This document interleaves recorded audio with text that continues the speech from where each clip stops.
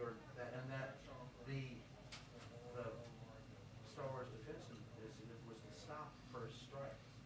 So if the Soviet Union was committed to it, then we were going to go. Okay, well, that was specifically to them because of the treaty. Well, I can't find it. oh, well, it's there, I covered it. Talk to, I mean, you would wanna talk to Donaldson, or, you can't talk to Ellen, she's dead, but anybody who covered it back then. Gentlemen, looking very official today, scary. Don't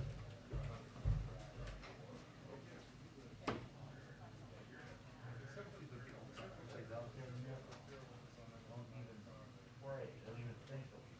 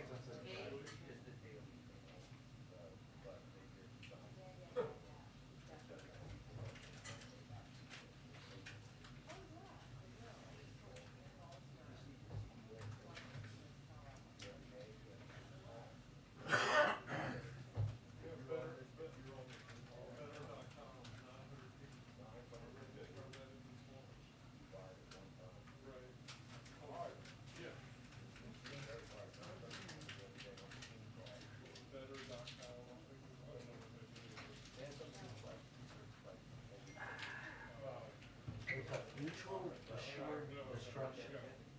Man. Look up mutual assured destruction.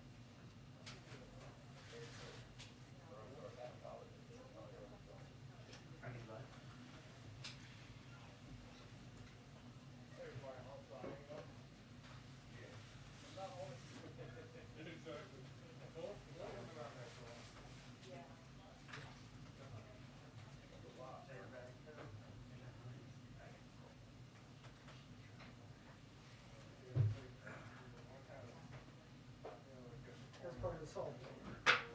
Mutually assured destruction?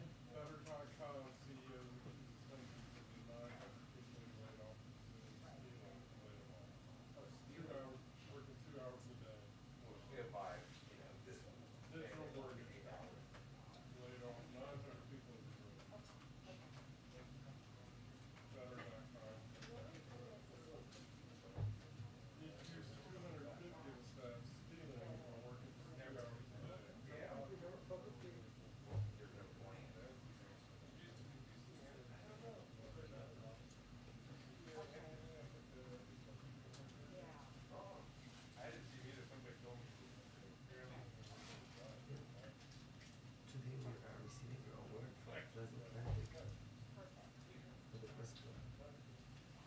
Yeah. Freedom Medal Award. Or Freedom Medal Award. Oh. The United States has refused to adopt a no first use policy and says it reserves the right to use nuclear weapons first in the case of a conflict. U.S. doctrine for the use of nuclear weapons was revised most recently in April 2010. I think this is the first time they've ever considered publicly, saying they want to. You've got to read more. Jimmy Carter in 1980. Presidential Directive 59. MAD, Mutually Assured Destruction Policy, 1959. Strategic Air Command, 1960. United States Air Force respectfully contended never advocated MAD as sole strategy. However, it was often said that former officers emphasized that first strike was never an option. All of this is just... No, privately, this is Jimmy Carter stayed president. Presidential Directive 59. Nuclear use would be catastrophic. This is 1981, Dmitry Ustinov. This is 1981, Ronald Reagan. This is What's the Presidential Directive 59. Nuclear weapons employment. All of it's there. It's not, it's always a policy.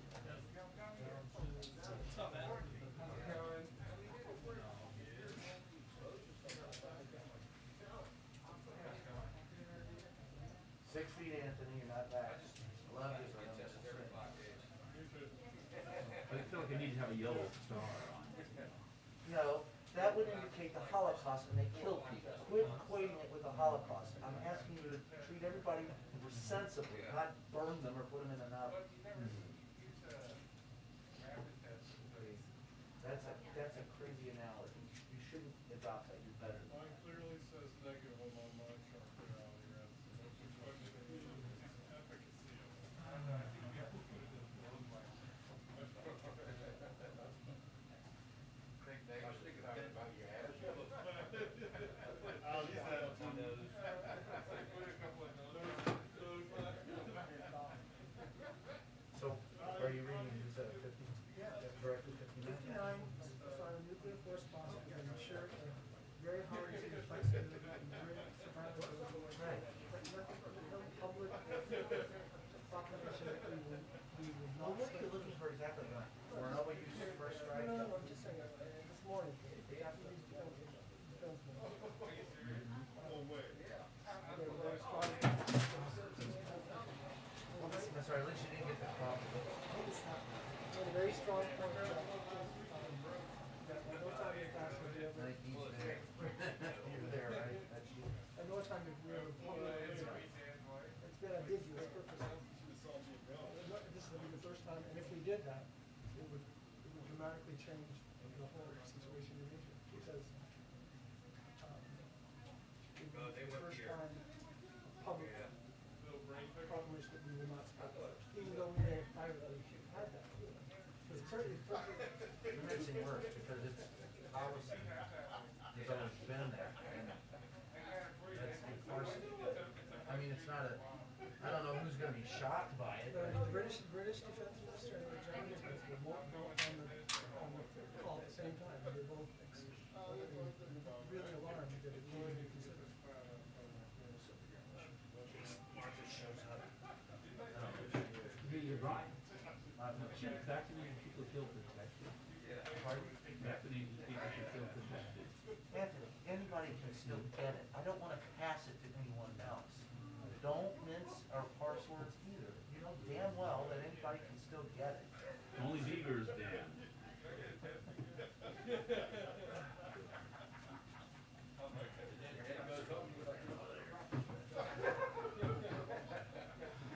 A lot of Christians in America know what's going on here. I'm a Christian in America. Don't preach to me. Just get the damn vaccine.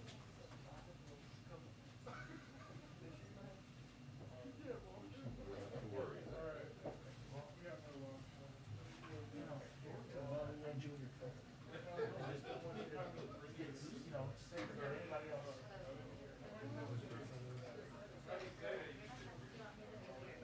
Well, I gotta sit.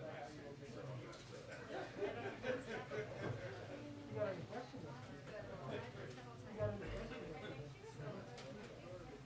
Good job. Good job. First time out, there's like one.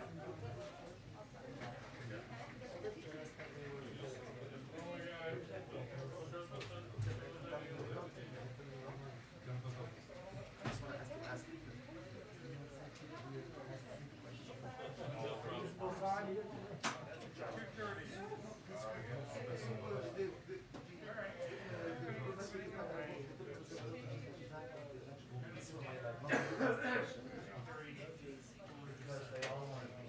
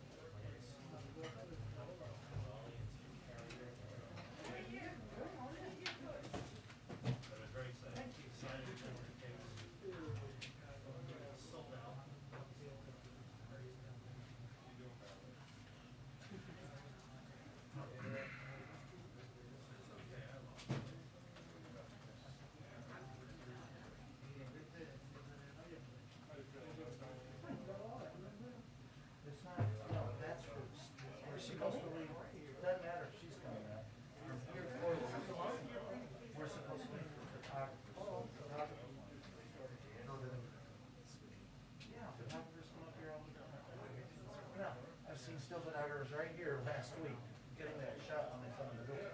So you always leave room for them to come in. Please start. I'm betting it's going to start at 2:30. Oh, that was my bet. Yeah, yeah, you'll get over. 2:30. 2:30. No, give me this. 2:30. This is it. Hi, everybody. Hey, you got the bourbon? They said she'd be here in 20 minutes. Need y'all to play by play. She'd be here in 20 minutes. Yeah.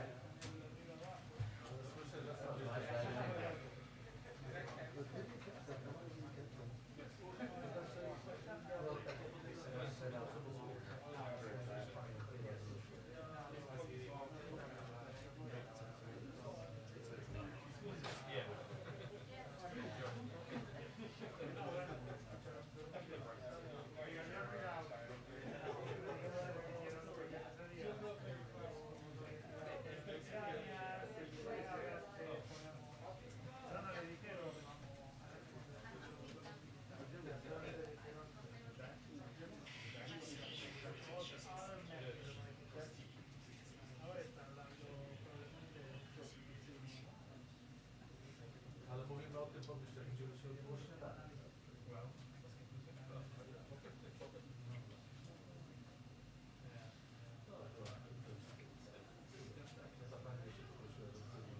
Zdjęcie.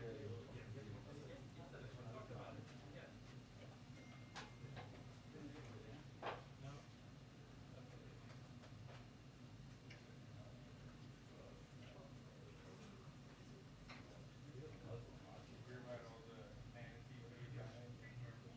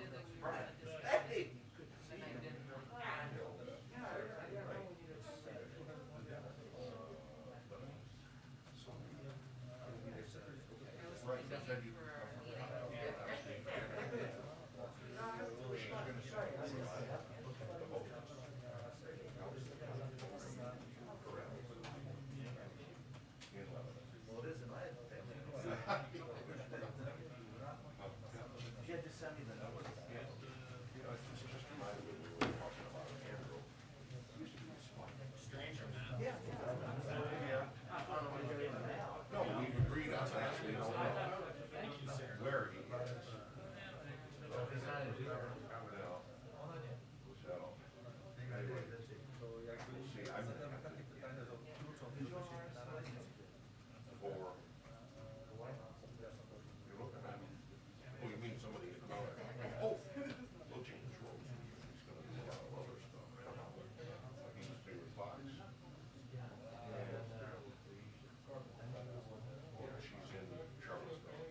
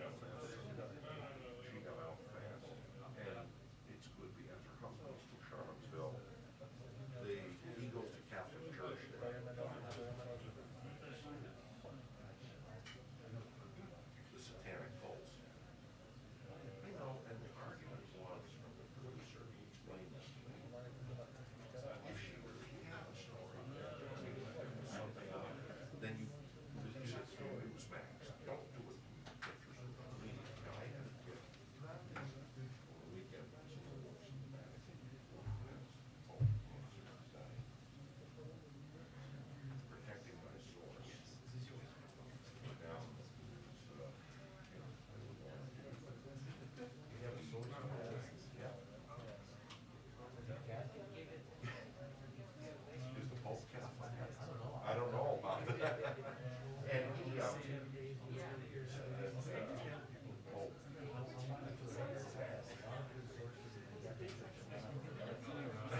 Jay, well, he's, At least, no, no.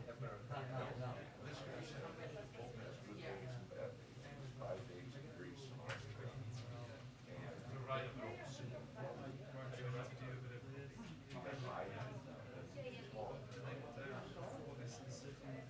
Anyway, I ran with the story, and I got called. The sources on our list are gonna finger him. I think I protected him pretty well. That's just the devil cardinal. But, Narrow it down, yeah, I know, I but thought, not so much that, no, I don't think so. I'll let you know that you have good sources. Yeah, Did you confirm it with email? no, this guy, I trusted it out. He's from the Vatican, was in, pre-conflict. Former executive editor of Well, let me just tell you this. Sources in the Vatican don't come easy, let's put it that way. And they intrigue and lie. And the higher up you go, the harder it is. Oh, That's why it's got. but this guy's.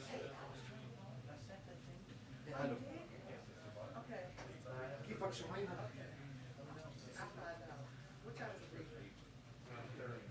And I'm gonna have to duck out. دي هم أنا بقول حتى أفكار إيش على Good to see you. Hey, how are you?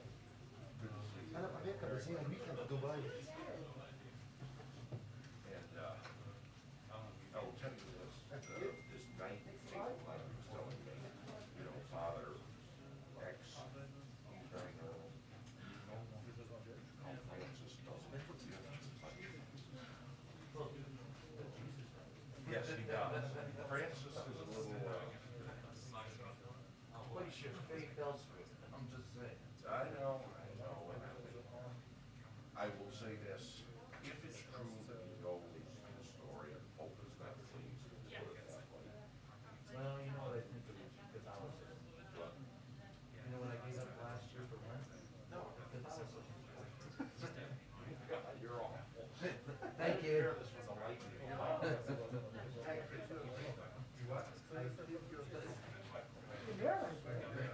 Oh, I'm telling you.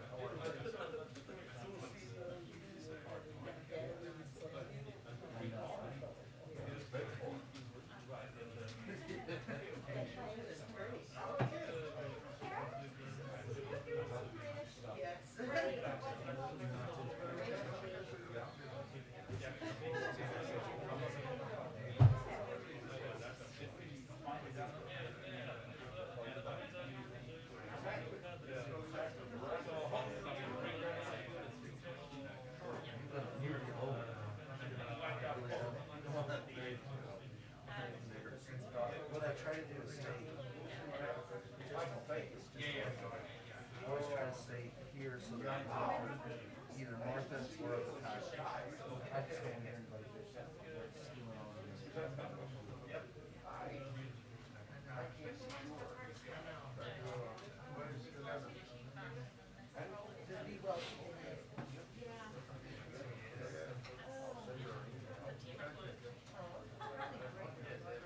Coming up next on America's Most Wanted, John Walsh will personally show the living shit out of a convicted felon.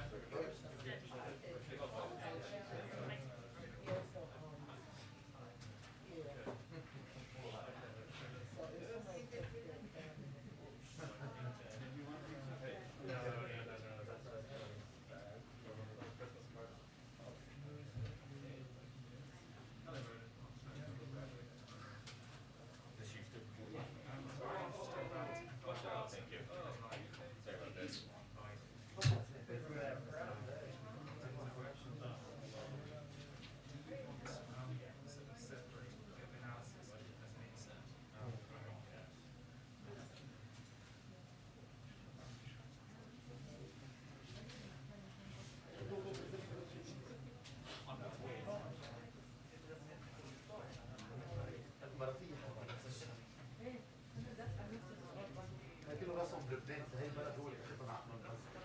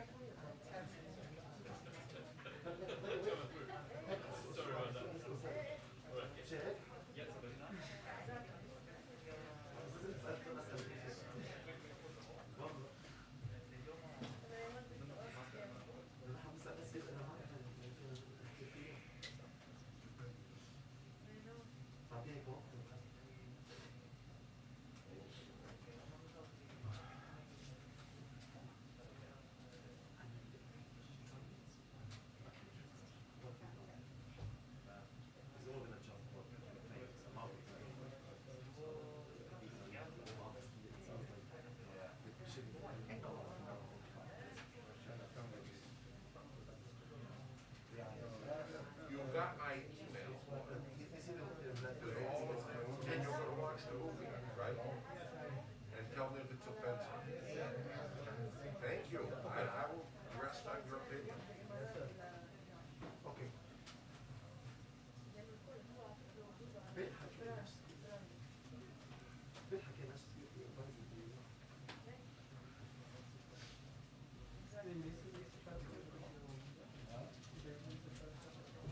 Just some notes on a statement about صعب نحكي عن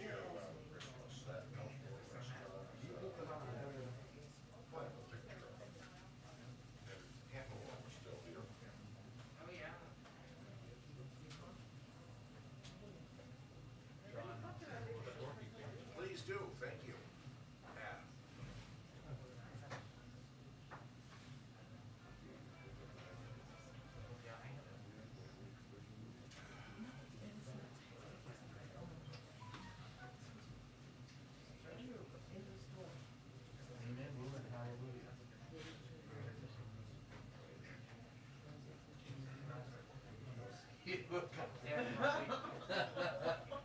Girl, you said a mouthful right there. I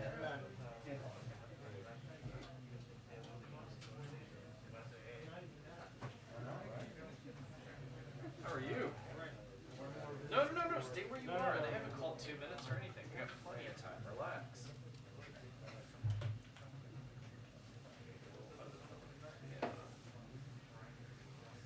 I said plenty of time.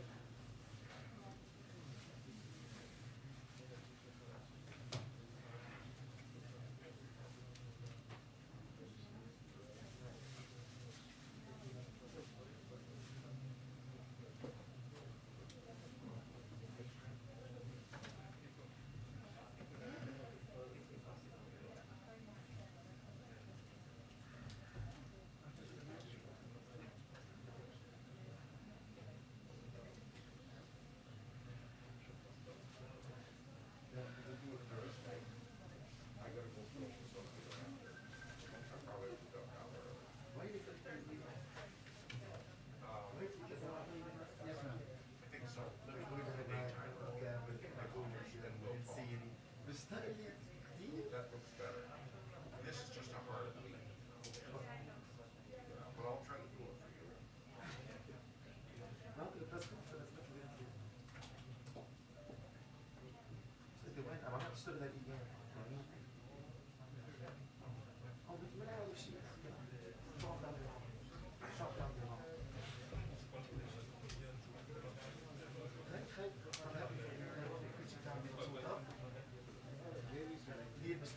غير الجو حتى يكون فاشل ما فيش دقلق وتقلق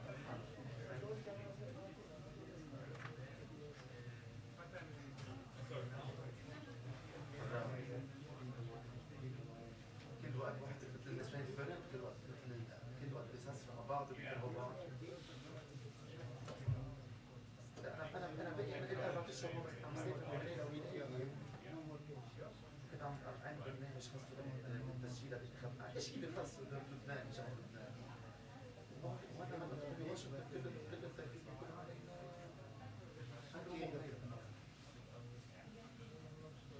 انا عم فكر في الجمعة بقول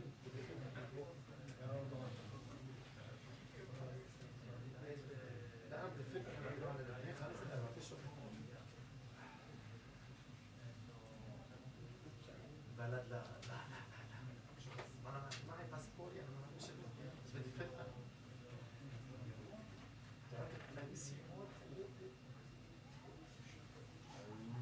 شوف حدا زي شفتوا لي بس انستغرام كده عندي فولو على فكره انا ماشي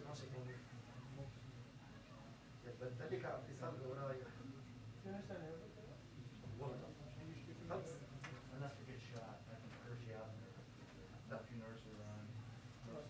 لا مش بتقول عن جد مش في شيء غلط I know enough that when I got stopped, لا down نفس at الشخص gas, بس ما تغير Saudi Arabia was able to fly down the other one and get a ride to the gas station. خلص I would call you We're both on خلص I promise Hold on. Now we can Yeah. get It's gonna back up. يلا خلص Hey, Martha. Hi there. Got you covered, sweetie. Actually, hand me that one. No, that one, yeah. Her Majesty has arrived. There you go, love. Thank you. So where have you been? Another titter and yawn. You've been working. Well, on my phone. Oh, really? Yeah. So you have this cooperation? Yep. Yeah, So is he spelling beans? Yeah. Does he have documents? Yeah, he does. His claims.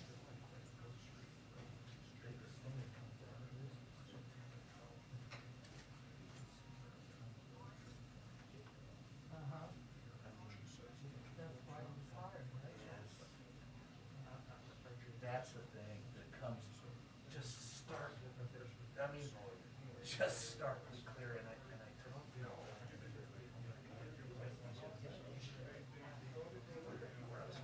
From the time he said, yeah. It's not that he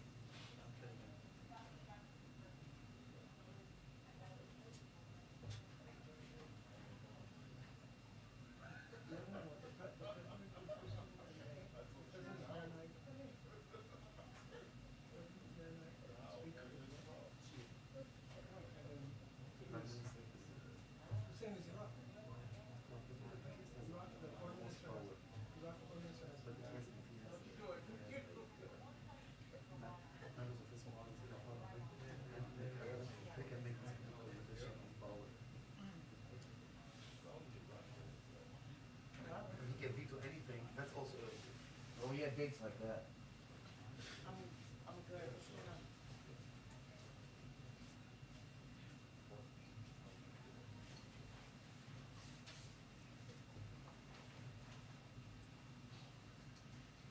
You know what? I don't know where it is. I don't know where it is. Are you?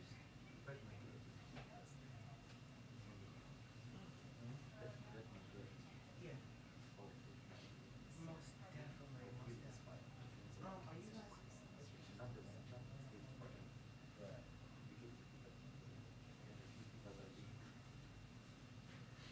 Okay. Thank you. D, what's D? Hey, what's the D?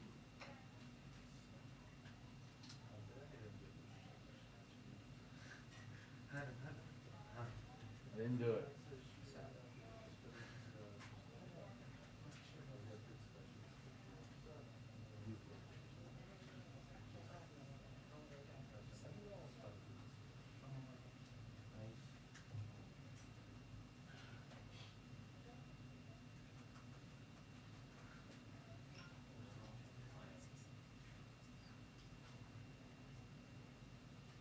I know. Respect the room. We're gonna try again. See if they can let us again.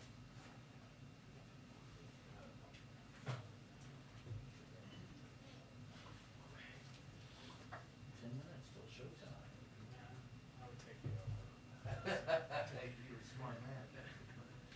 Well, when they said 2 and they were gonna bring Jake out, it would be 2:30 earliest. Now they moved to 2:30, at least 2:35. It'll be fashionable, but.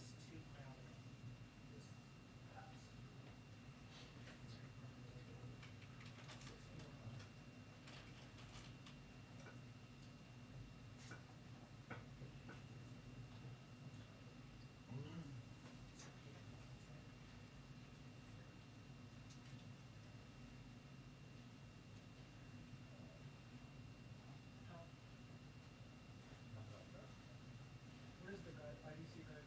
How are these guys that came up so many? What happened?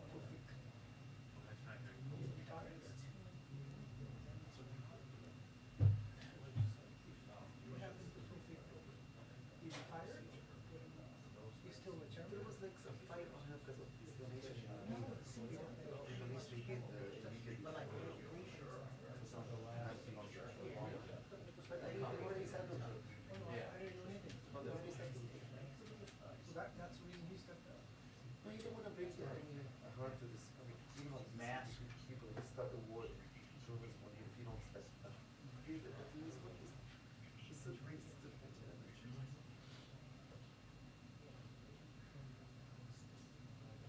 I don't know.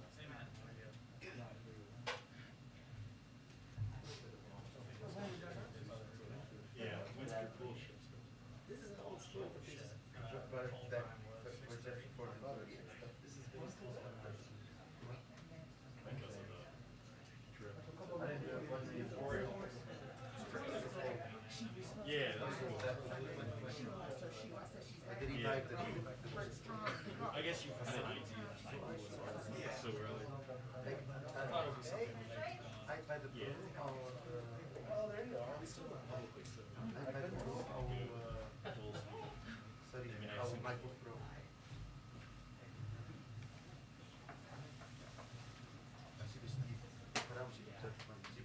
جبت جاي 14 inch.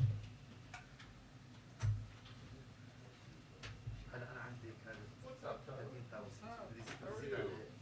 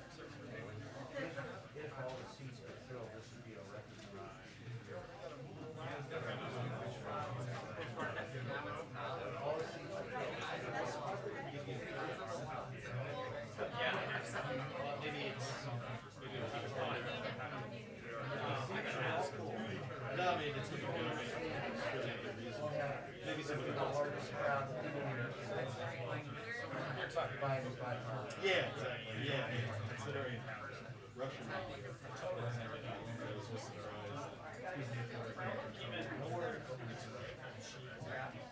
Yeah. Yeah, there was. Thank you. Yeah. Yeah, I was just surprised they didn't send anything out. Yeah. Photo was. Hello? Yeah, they did. Well, right here's the story I'm going to tell you. Huh? Oh, yeah, yeah. The political scientist. How did we fit everybody in here before there were seats? There were couches in here for personalities. And they didn't have a podium, they didn't do free. Yeah.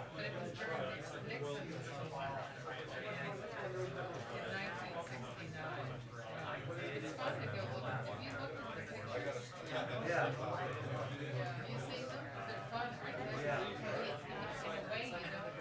It wasn't even a separate. No, there was no stage.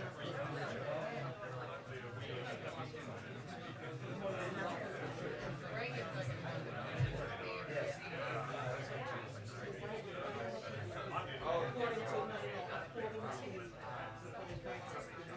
They renovated it about 10 years ago. The last time. Yeah.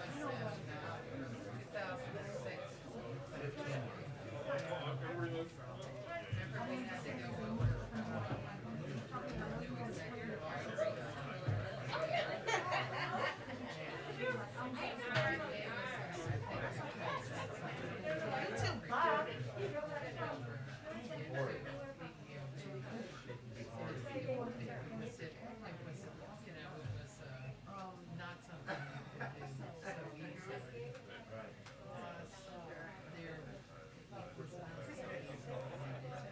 Not so easy to talk to your sources.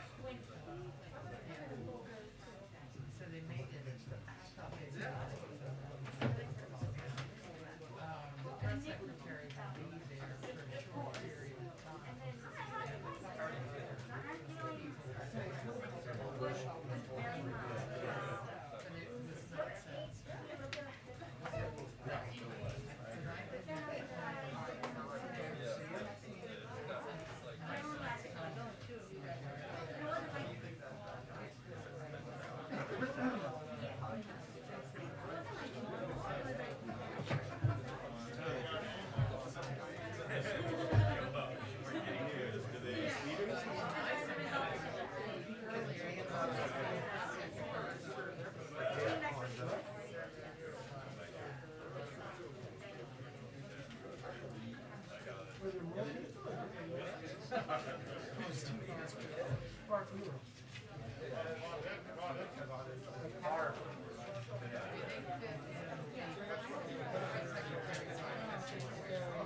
That's what I remember going into the press secretary.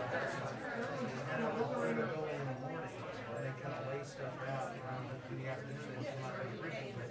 Most of the questions I wanted, I always kind of answered in the morning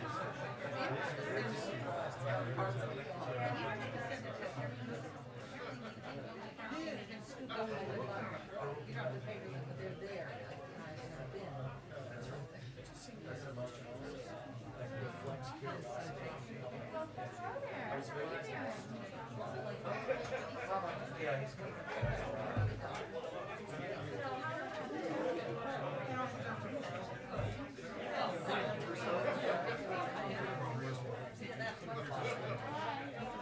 How's it going?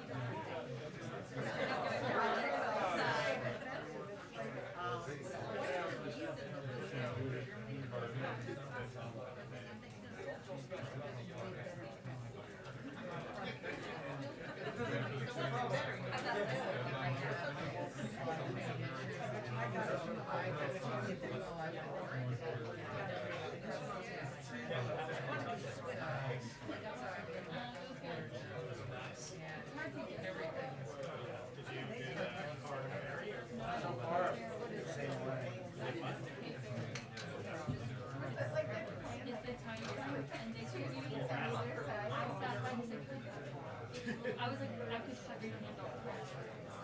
I'm like, here's the problem. I've done that I'll fly it around. No, and I was like, please don't touch him. But I was watching what he was doing. Yeah. It's up to me. Oh, is that, I literally was like, not that I would have. Just about suck. Nails down, it was so nice.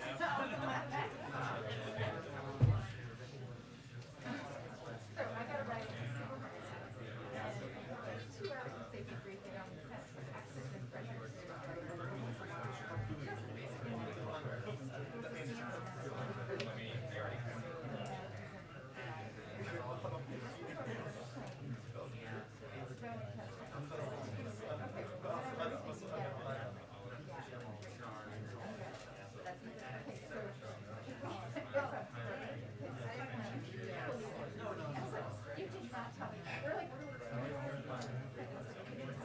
Seems like a good detail. Hey, just FYI.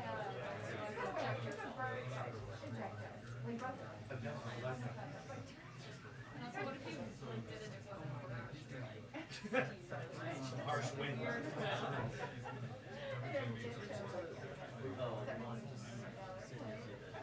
Yeah.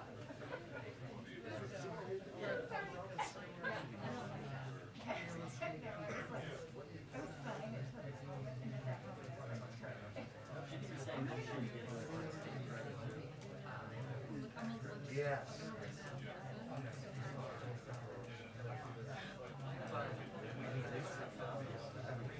Oh, they did? Anyway, I was just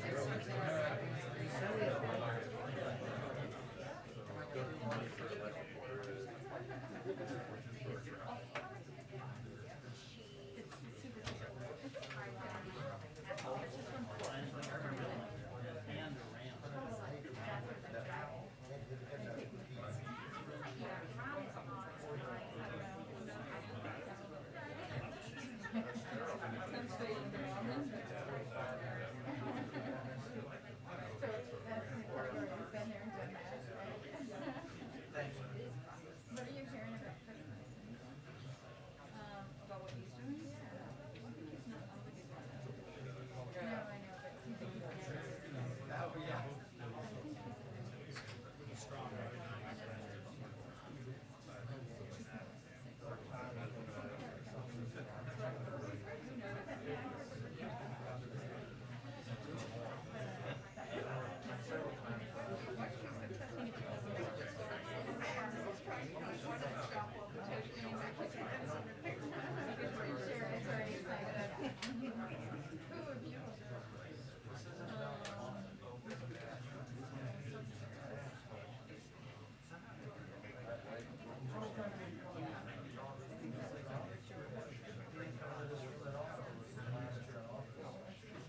I'm working. And he came in for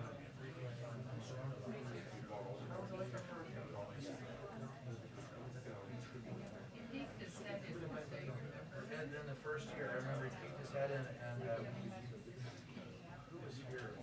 The one photographer said, you should win, Nobel Peace Prize or something, and he took off the piece. The Hummer helicopter. Well, not for the first year. That didn't start until like towards the end of his first year. In the beginning, he just blew us off like. Yeah, he started this, South one started,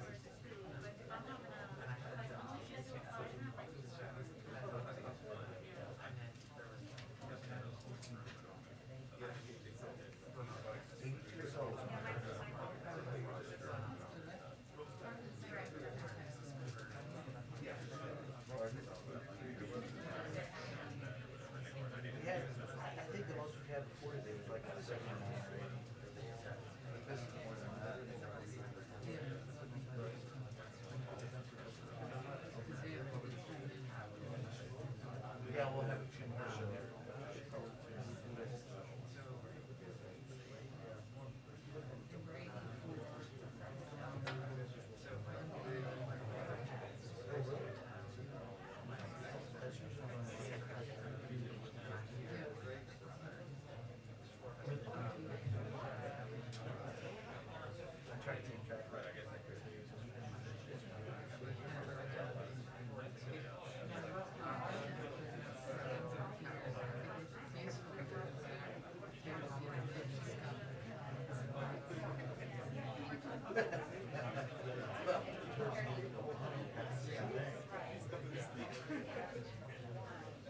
That's only because, you know, who's going out now.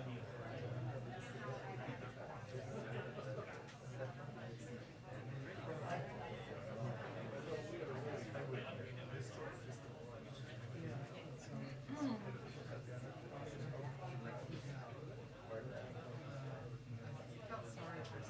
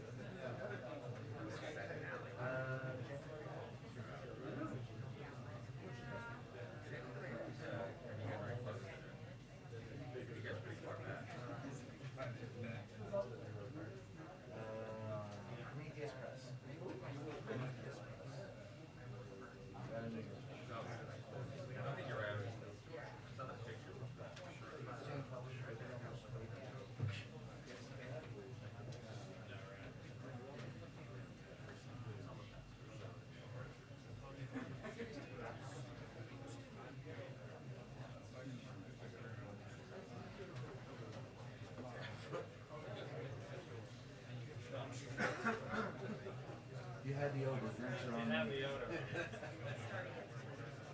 You already saved my vending machine.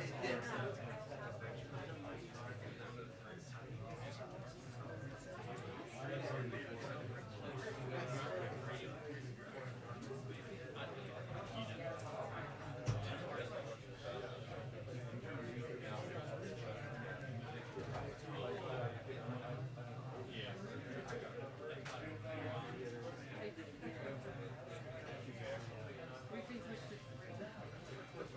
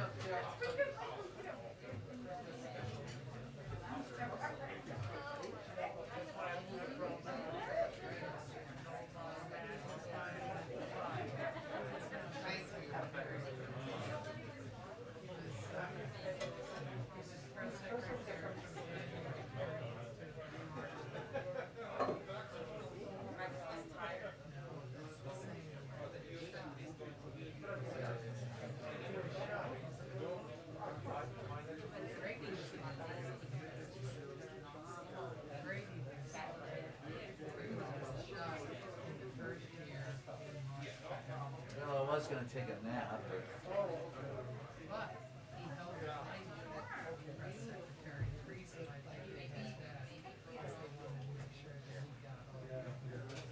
yeah.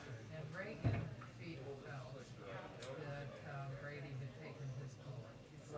And so he didn't want anybody else to do that. Marlon Pittsburgh. That was Bush. Yeah.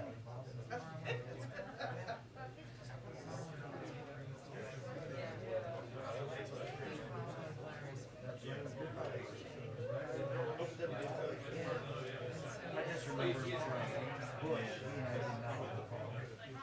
But interesting that George said that he was one of those, that he was always level-headed and, yeah. He was, one I always got along with best was Craig. I know a lot of people that thought Joe was a little rough, but I got Maybe they're calling on he came in all hard on me today and was giving me shit about something. I said, hey Joe, it's good. All right, we can talk. So, Bill Clinton. Oh, Bill.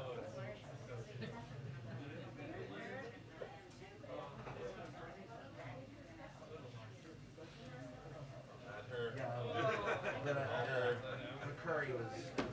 Told y'all Miss Jen come when she ready.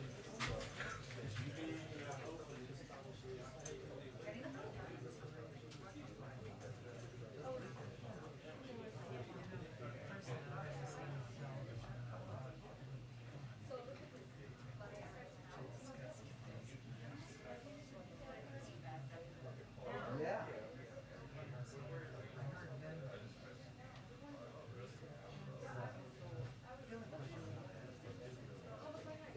After this phone call today, so what's it say for us?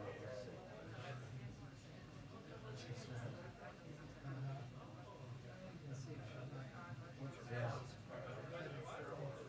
See if Jacob.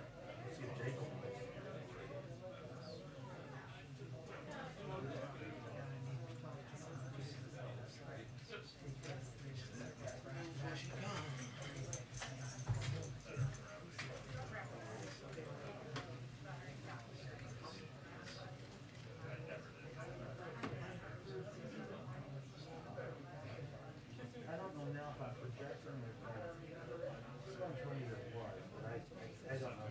Don't quote me.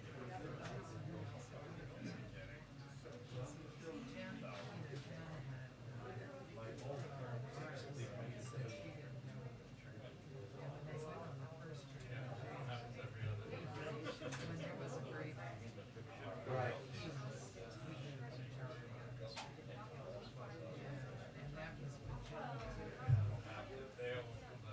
But he did that.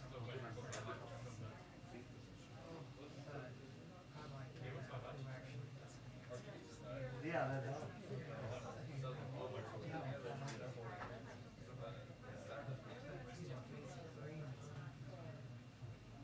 No.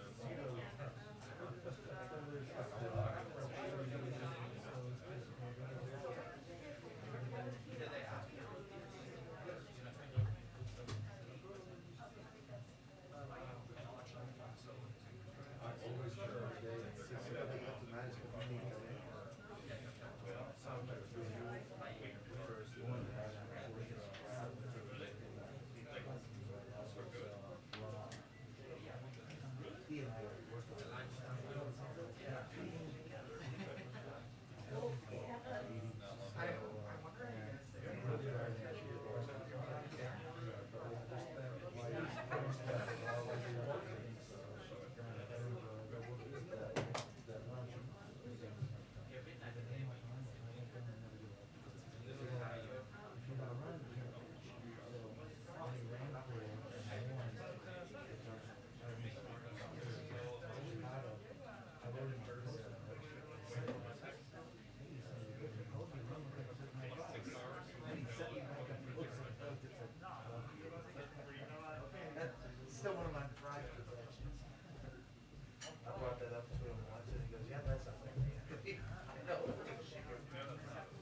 stamp that response out.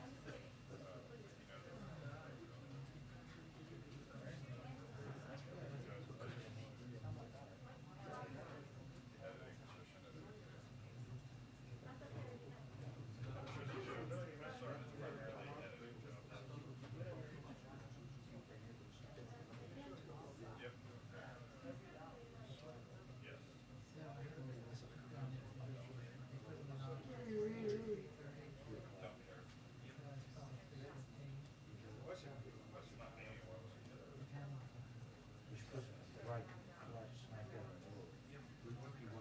Rush hour traffic.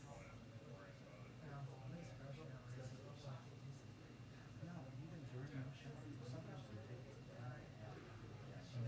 Even during rush hour. And during the height of COVID, I could get down here.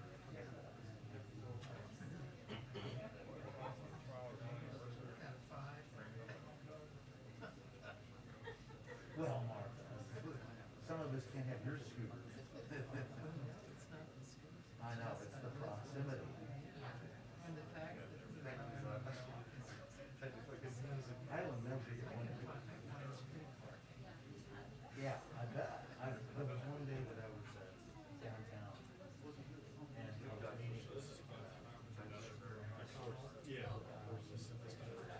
Right. yeah, so I'm driving in. So all it does is position. Oh, it's like Martha. Yeah, we all are. You were on the scooter, I was like, I thought it was back in Philly. But they have to say a number, not just a date. So that's allowing the Republicans to continue to run attack ads. That's all they want. They want the dollar number, they don't want the date. Say they raise they say they increase gas prices, no, it's. I was just thinking maybe they were Yeah. waiting until they get some more details on what this is. Right. Because they just get yeah, exactly. Yeah, otherwise they're gonna be asking. Yeah, just as quicker, because otherwise it would take like 30 hours or something, yeah. Well, I'm Laura. certain guys might be more predisposed. Oh, you're Zoe, okay. And your left, what's the next one? Kano, yes. Kano dash, yes. Whoa, what a name.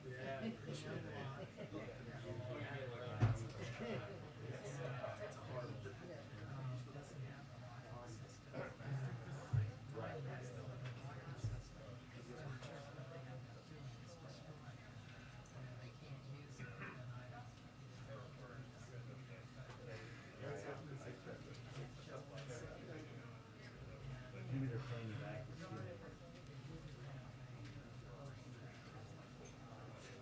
Yeah, because I had, and I started out. And it was still.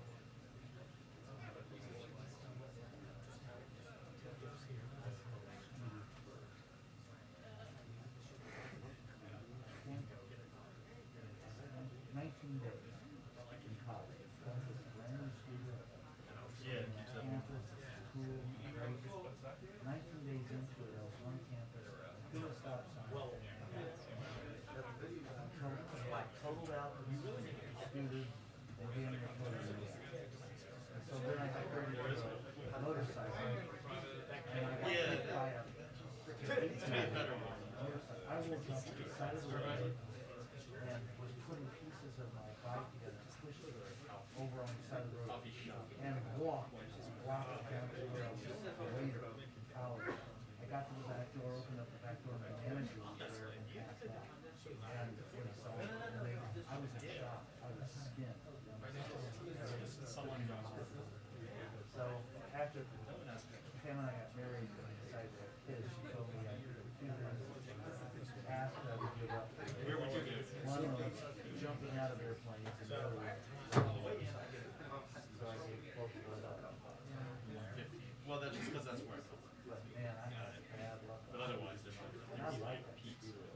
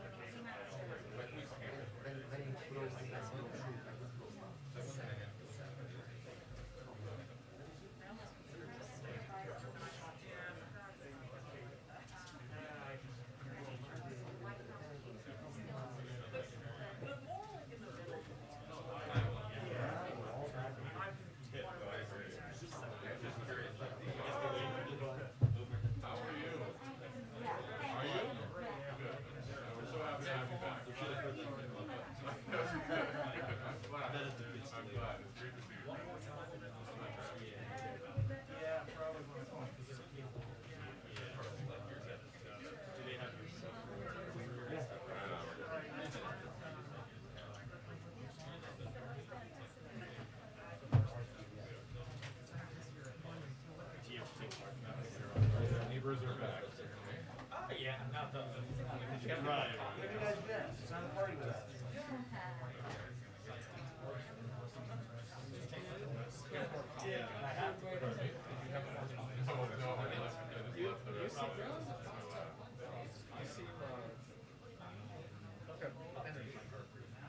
Ask me that question. Ask me if I've had more fun. Sometimes I'm pulling it.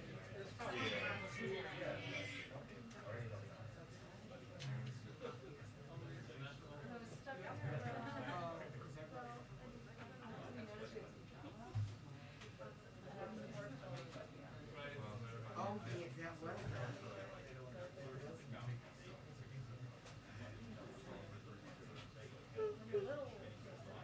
2-minute warning to briefing. 2-minute warning to briefing. Thank you.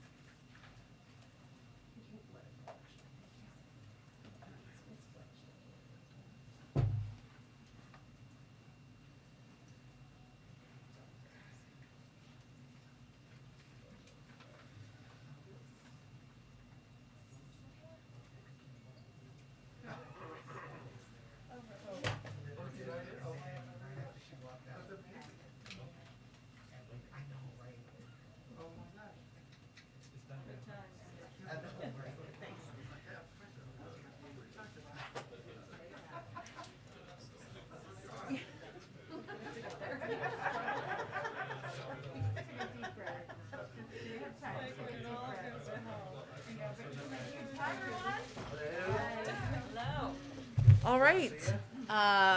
Good afternoon.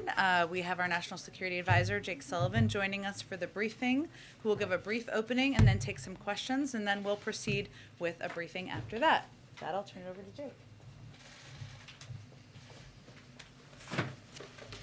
Thanks, Jen, and good to see everybody here today. As you all know, President Biden held a secure video call today with President Putin. The call covered a range of issues, but the main topic was Ukraine. President Biden was direct and straightforward with President Putin, as he always is. He reiterated America's support for Ukraine's sovereignty and territorial integrity. He told President Putin directly that if Russia further invades Ukraine, the United States and our European allies would respond with strong economic measures. We would provide additional defensive materiel to the Ukrainians above and beyond that which we are already providing. And we would fortify our NATO allies on the eastern flank with additional capabilities in response to such an escalation. He also told President Putin there's another option, de-escalation and diplomacy. The United States and our European allies would engage in a discussion that covers larger strategic issues, including our strategic concerns with Russia and Russia's strategic concerns.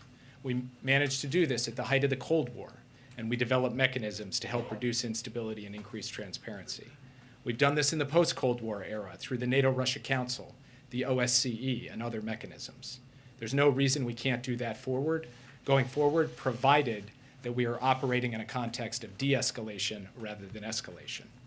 The United States, as we have been for some time, is also prepared to support efforts to advance the Minsk Agreement in support of the Normandy format. This could include a ceasefire and confidence-building measures that helps drive the process forward. As I said before, the discussion between President Biden and President Putin was direct and straightforward. There was a lot of give and take. There was no finger wagging, but the president was crystal clear about where the United States stands on all of these issues. We believe from the beginning of this administration that there is no substitute for direct dialogue between leaders, and that is true in spades when it comes to the U.S.-Russia relationship. So President Biden welcomed the opportunity to engage clearly and directly with President Putin. Indeed, as President Biden said after his meeting in Geneva in June with President Putin, where we have differences, I want President Putin to understand why I say what I say and why I do what I do and how we'll respond to specific kinds of actions that harm America's interests and indeed harm our allies' interests. That's exactly what he did today. After the call, he spoke with the leaders of France, Germany, Italy, and the UK to debrief them on the call and to consult on the way forward. Our team is presently debriefing the embassies of NATO members, EU members, and key Indo-Pacific allies.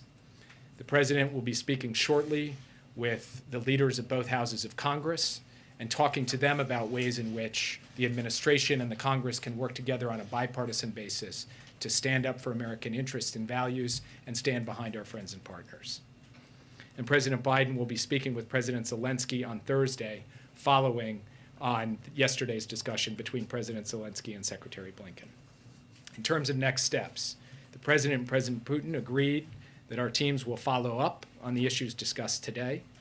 The President and his European colleagues agreed that our teams will work together to ensure that our engagement with Russia going forward both involves and is closely coordinated with European allies and partners so that we are all on the same page.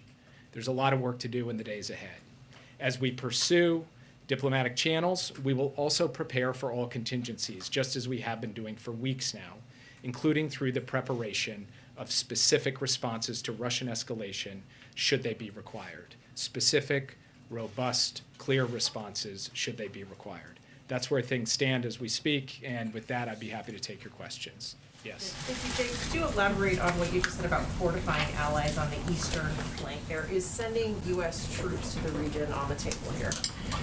So what I'm referring to there is in the event that there is a further invasion into Ukraine, a military escalation in Ukraine, obviously many of our partners on the Eastern Front, our Baltic allies, Romania, Poland, other countries, will be increasingly concerned about the security and territorial integrity of their countries. They will be seeking, we expect, additional capabilities and potentially additional deployments, and the United States will be looking to respond positively to those things in the event that there is a further incursion into Ukraine. So is that something the American public should be bracing for, the possibility of seeing American troops on the ground in that region in the coming weeks and months if Vladimir Putin goes through with this? I don't know if I would say bracing for, since we currently have rotational deployments in the Baltics. We conduct exercises on a regular basis in both Poland and Romania. The presence of American military service members in rotational fashion in these countries is not something new. The question here is not that about whether or not the United States is going to send American service members to the territory of our NATO allies. We do that as a matter of course. The question is, what additional capabilities can we provide to ensure that they feel strong and confident in their own sovereignty and territorial integrity? It is those additional capabilities that are on the table in those countries should Russia move in Ukraine in a more decisive way. Yes. Okay, thanks so much. In the days leading up to this call, the White House and administration officials said repeatedly their assessment so far was that Putin had not made a decision over whether to invade Ukraine. So did President Biden get clarity from him on whether or not that is his intention? We still do not believe that President Putin has made a decision. What President Biden did today was lay out very clearly the consequences if he chooses to move. He also laid out an alternative path that is fundamentally in keeping with the basic principles and propositions that have guided America in the Euro-Atlantic area for the past 70 years. And ultimately, we will see in the days ahead through actions, not through words, what course of action Russia chooses to take. Yes. In your statement, sorry, Jake, one quick follow-up. In your statement of the readout of the call, you said that the President Biden told him the United States was ready to take strong economic measures and other actions if needed. What are those other measures that the United States is prepared to take? I just spelled those out in my opening remarks, both the supply and provision of additional materiel, as well as the additional deployment of assets and capabilities to NATO members in the event that there's a further incursion. What are the strong economic measures, and how are they different from the ones you put on Russia in 2014, which didn't deter Russia from taking Crimea? What are they, and why do you think they'll work better this time? I will look you in the eye and tell you, as President Biden looked President Putin in the eye and told him today that things we did not do in 2014, we are prepared to do now. Now, in terms of the specifics, we would prefer to communicate that directly to the Russians, to not negotiate in public, to not telegraph our punches, but we are laying out for the Russians in some detail the types of measures that we have in mind. We are also coordinating very closely with our European allies on that at a level of deep specificity. We have experts from the Treasury Department, the State Department, and the National Security Council in daily contact with the key capitals and with Brussels to work through that package of measures. But I think it is not profitable for us to lay out the specifics of it standing here at this podium today. Thank you. Did President Putin ask for President Biden to commit to not allow NATO or Ukraine to join NATO, and did President Biden make any kinds of concessions such as a reduced U.S. presence or any commitment on NATO and Ukraine's membership? I'm not going to characterize President Putin's side of the conversation or go into details in terms of what they discussed, because I think they need to have that space to be able to have robust exchange. But I will tell you clearly and directly, he made no such commitments or concessions. He stands by the proposition that countries should be able to freely choose who they associate with. On the material that you said that you're going to send, following up on Caitlin's question, how quickly can that be delivered? We have an ongoing pipeline that delivers various forms of defensive assistance to Ukraine. Indeed, there was the delivery of defensive assistance to Ukraine just very recently, and that will continue. So it really depends on the type or form, but this should not be thought of as a circumstance in which you completely turn off the dial or turn on the dial. There is an ongoing pipeline. Whether that pipeline needs additional supplements as we go forward will depend on how circumstances evolve. Yes. Thank you so much. You have said that the administration will take action if Russia does escalate militarily. Satellite images show that hundreds of Russian troops are amassing on the border with Ukraine. Isn't there already a military escalation underway? Why wait to take action? So our view on this is that the fundamental object of the policy the United States is pursuing in lockstep with our European allies is to deter a Russian military invasion of further territory of Ukraine. And the measures we have put on the table are designed to show the Russian government that should it choose to engage in such an invasion, there will be those consequences. That for us is a clear and decisive laydown.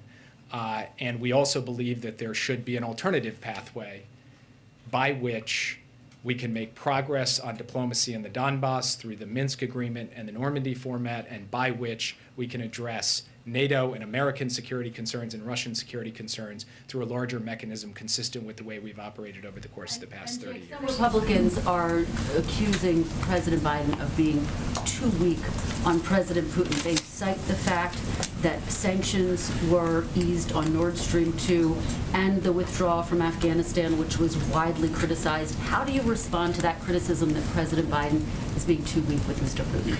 I'll make 3 points. The first is that Vladimir Putin, standing behind then President Medvedev in 2008, invaded Georgia when we had 150,000 or more troops deployed in Iraq and Afghanistan.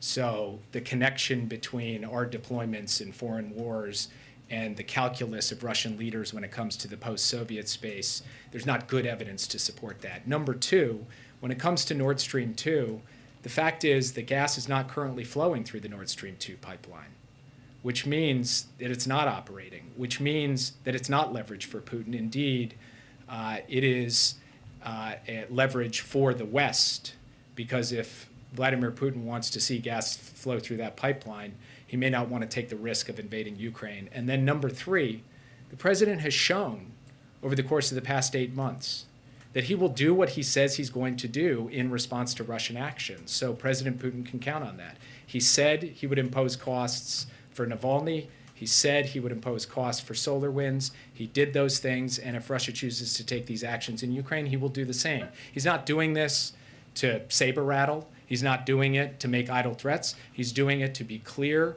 and direct with both the Russians and with our European allies about the best way forward. And we think this stands the best chance alongside a pathway to de-escalate to avert a potential crisis with respect to an invasion of Ukraine. Russia suggested in recent days starting talks on a new European security pact. Did Putin bring this up, and did President Biden agree to start those talks? Again, I'm not going to get into the details or characterize what President Putin said.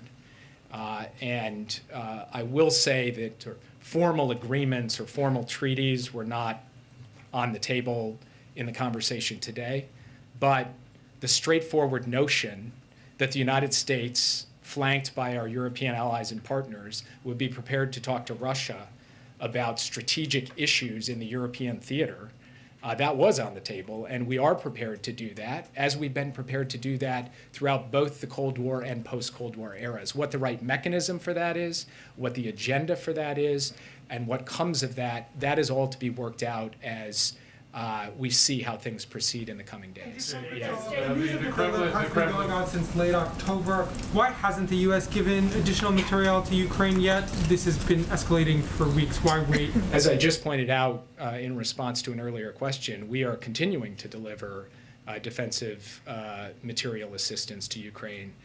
We have done so just in the past few days. Yes. The Kremlin readout said that President Putin proposed to President Biden that both lift all restrictions on diplomatic missions that have been imposed in recent years. Can you say whether that's something President Biden is open to, or whether it's something he spoke to on the call? President Biden is open to creating functioning diplomatic missions in both countries, but he didn't make any specific commitments with respect to the best pathway to do that. What he said was that as leaders, President Biden and President Putin should direct their teams to figure out how we ensure that the embassy platform in Moscow is able to function effectively, and as we believe the embassy platform here in Washington is able to operate effectively for the Russians. Just to follow up on Nord Stream, have you sent any message or had any meetings with the incoming German government on this issue? Are you urging the new incoming government to essentially threaten to pull support for this pipeline if there is an incursion, a further incursion into Ukraine? We've had intensive discussions with both the outgoing and incoming German governments on the issue of Nord Stream 2 in the context of a potential invasion. I'm not going to characterize it beyond that, other than it is an object of great priority for the Biden administration. Reverse his waiver on... Jake, I'm sorry. So obviously the summit is being watched by a number of other adversaries, including Chinese President Xi Jinping. Some observers have described a nightmare scenario where President Putin invades Ukraine, and also simultaneously President Xi uses force to reunify Taiwan with China. Is the U.S. prepared to deal with such a scenario?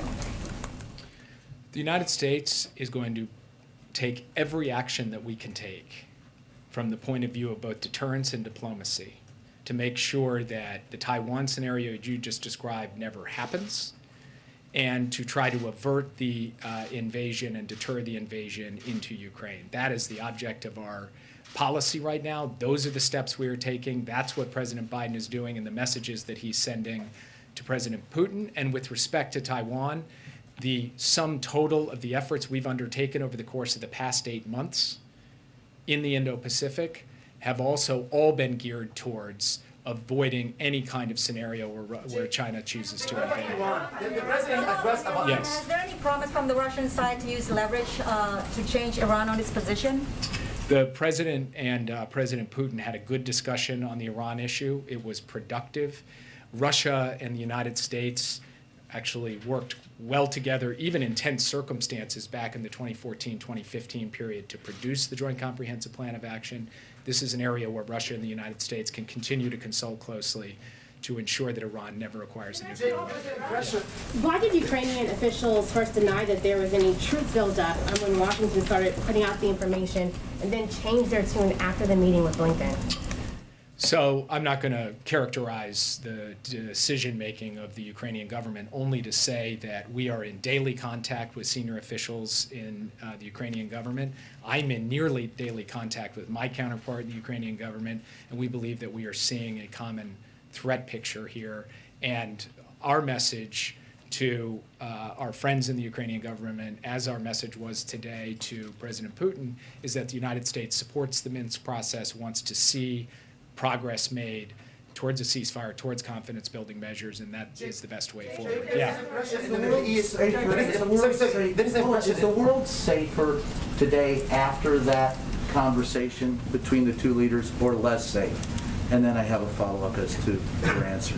So all I will say is that the ultimate metric for whether the world is safer or not is facts on the ground and actions taken, in this case by Russia. Let's see. We are prepared to deal with any contingency, as I said at the outset, and I'm not going to make predictions or characterizations. I'm only going to say that President Biden will continue to do all of the necessary prudent planning for a variety of different pathways that could unfold in the weeks ahead. There is an impression in the Middle East that this administration is going to redo the Obama deal, lifting sanctions and freeze millions of dollars to this regime that is going to be spread to the proxies like Hezbollah. Hezbollah became stronger and stronger from the money that Obama gave to this particular militia. So is this going to happen? Are you going to address the proxies of Iran this time at the table of the negotiation? So I'd make 3 points in response to that. Since Donald Trump made the decision to pull the United States out of the Iran nuclear deal in 2018, Hezbollah has continued to menace Lebanon and the region.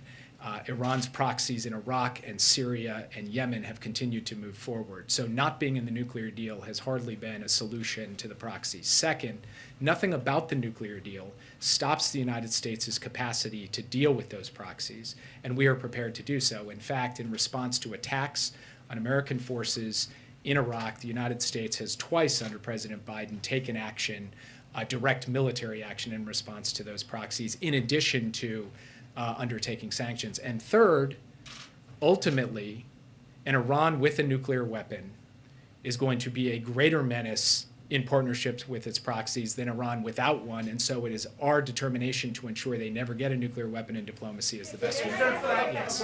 Can I follow up on Iran, please? The Iranians announced that they're going back to negotiation on Thursday. The administration criticized them last week, and they said they were not serious. In fact, they reversed the progress. What makes you think that, apart from hope, that actually they are serious this time? And how much over time you're willing to do it? And secondly, your counterpart, you negotiate with your allies and you coordinate with them. Your counterpart in the UAE is visiting Tehran as we speak.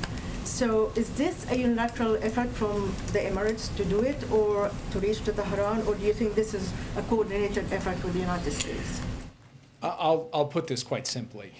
The more Iran demonstrates a lack of seriousness at the negotiating table, the more unity there is among the P5+1, and the more they will be exposed as the isolated party in this negotiation. So really, the ball is in Iran's court as to whether it wants to show up and demonstrate that it's going to be serious or not. Looking forward to the meeting with, or the conversation with President Zelensky later this week, are there any steps or compromises Ukraine might be able to make to find a way to end this peacefully? So again, as I mentioned before, we're in constant contact with senior levels of the Ukrainian government. Secretary Blinken just spoke with President Zelensky yesterday. I'm not going to characterize the specifics of their proposals, but they have come forward with constructive ideas for how to move the diplomacy forward. We're encouraging that. Those are steps they're taking, and they're asking the United States to support them in trying to get towards a ceasefire and then ultimately get down the track of diplomatic resolution. We believe that that is good and positive, and I believe that President Biden and President Zelensky will discuss that diplomatic pathway when they speak up. Ask you about Nord Stream 2. You said Putin should, if he wants to risk the pipeline not being turned on. Have you made clear to allies that you will, in fact, sanction the remaining entities that are involved in that project if there is an invasion? And have you received any assurances from Germany? When Chancellor Merkel was here, there was discussion about what to do if Russia weaponized those gas supplies. That nothing came of that, even though there were some saber rattling by the Russians in recent months. Have you now received assurances from Germany that they will, in fact, not proceed with that? So in response to an earlier question, I said I wasn't going to get into the specific sanctions measures that we intend to impose, although we will be communicating those directly to our Russian counterparts, and we will be working through them detail by detail with our European counterparts. What I will tell you is that the subject of the future of Nord Stream 2 in the context of an invasion of Ukraine by Russia in the coming weeks is a topic of utmost priority. It has been discussed thoroughly. I'm going to leave it at that for today. Mr. Sullivan. Mrs. Sullivan, how the tensions between the United States and Russia can affect African countries? And my second question is, how do you summarize this meeting? It was productive, it was good, or not? It was a useful meeting. It was useful in the sense that it allowed President Biden to lay out in clear and direct and candid terms where the United States stands on this issue, and to do so having coordinated closely with his allies and partners beforehand, and also to talk about a potential way forward. Now, on the question of African partners, this is true the world over. The attempt to change the territories of another country by force should be vigorously opposed by every country in the world, including every country in Africa. I'll just take one more question. What was Putin's demeanor over the course of the 2 hours? Did he signal any willingness to back down? Again, I just make it a practice not to characterize the other side's position. He can speak for himself. I would say that his demeanor, like President Biden's demeanor, was direct and straightforward. And again, as I said in my opening remarks, this was a real discussion. It was give and take. It was not speeches. It was back and forth. And President Putin was deeply engaged, and I'm going to leave it at that in terms of trying to characterize where he is. All I can tell you is there is a tasking coming out of that meeting by the two presidents to their teams to start talking about how we might think about the diplomatic path. The president made clear throughout that diplomacy has to come in the context of de-escalation rather than escalation, and now we will watch what unfolds in the coming days. And I will thank you guys. Okay, thank you, Jake. Welcome back anytime. I think I can speak for the group. Okay, I just have a couple of items for all of you at the top. I wanted to just preview tomorrow. The president will be headed to Kansas City, Missouri, where he will continue highlighting how the bipartisan infrastructure law delivers for Missourians by rebuilding roads and bridges, upgrading public transit, replacing water infrastructure, and creating good-paying union jobs. The trip is a part of the president and the administration's nationwide tour that demonstrates how the president is following through on his promise to forge bipartisan consensus and prove our democracy can deliver big wins for the American people.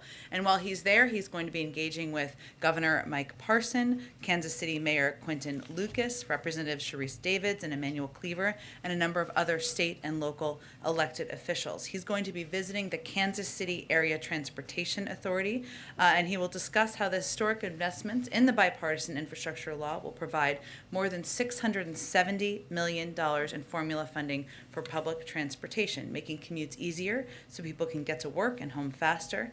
The investments will also also help Kansas City's ambitious zero fare, zero emissions plan to reduce pollution and increase opportunity by providing free public transit. He'll also discuss how the investments will help repair some of the 2,190 bridges and over 7,570 miles of highway in poor condition, with Missouri receiving $7 billion for highways and bridges, a nearly 30% increase in federal funding.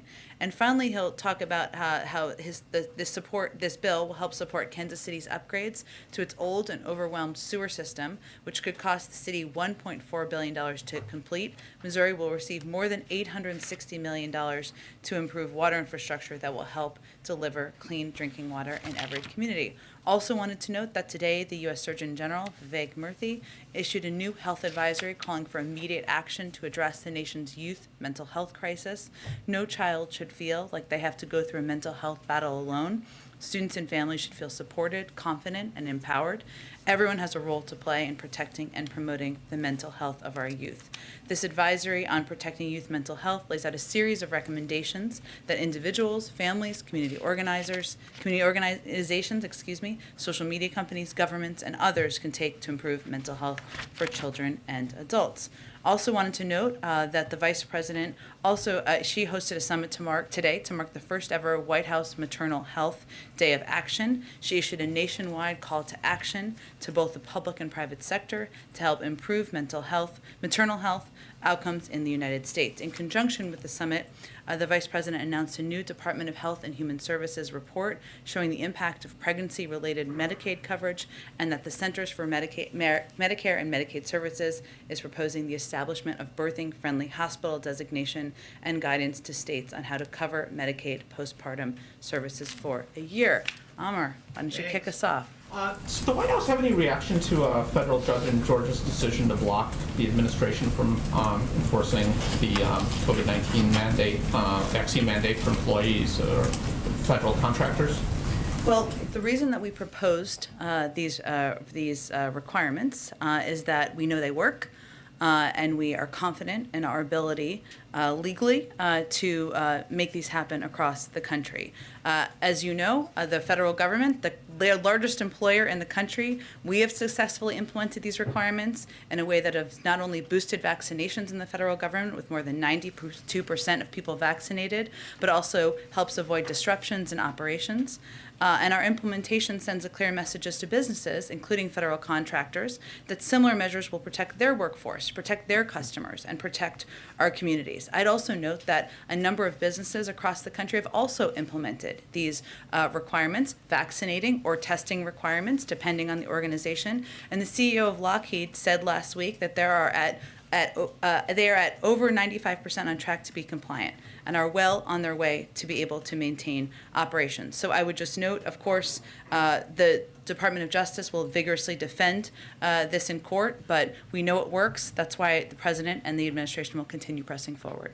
And how is the AWS outage affecting the government? And has the White House gained any insider understanding of the cause? We have, of course, seen those reports, Amar, which I know were just out earlier today. I don't have anything new to update you on, but we can check and see later this afternoon if there is. And finally, on the arrest in France of the Khashoggi subject, just wondering if the White House had any immediate reaction. We did see the report, but I don't have any additional comment from here. Go ahead. I just wanted to ask you about the debt ceiling. It looks like there's some movement on that. Can you tell us whether the President has spoken with McConnell, Senate Majority Leader McConnell, on that issue, and if you feel like you've kind of gotten over that hurdle, does that open the door to other compromises and more bipartisanship? Well, the President has always felt the doors open. He's never closed it. But I will say we are heartened to see the progress being made today and hope for quick consideration so we can focus on the President's economic agenda, his Build Back Better agenda that will lower costs for Americans across the country as early as next year, child care, elder care, health care, et cetera. And this would leave space to spend time and focus on that. We have seen Leader Schumer and Senator McConnell engage in discussions in good faith to move this forward to prevent a default. That certainly is a good sign, and today was a positive development. We'll, of course, defer to Leader Schumer and Speaker Pelosi on the legislative mechanics and the path forward. Since we're on the subject of Build Back Better, can you map out for us what's going to be happening over the next few weeks? Like, what is your sense of the timetable for a decision on that? And the one issue that seems to have sort of fallen out is paid leave. I realize that, there are other priorities that are in the measure. But can you just say what you will do to worry about paid leave going down the road then? Well, let me first say that the president absolutely wants paid leave to be law in the land. He proposed it in his package. We have fought for it in negotiations. We also fully recognize we need every single Democrat to support this bill in order to move it forward.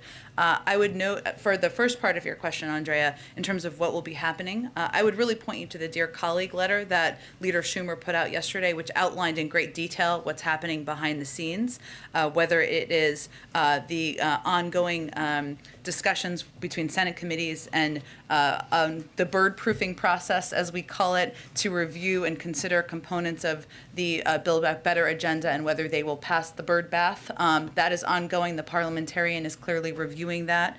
I would note that, as he noted in his letter, that on Friday and Saturday, 8 of the 12 Senate committees that were given reconciliation instructions submitted their final Senate text to the parliamentarian, the Congressional Budget Office, and the Senate Republicans.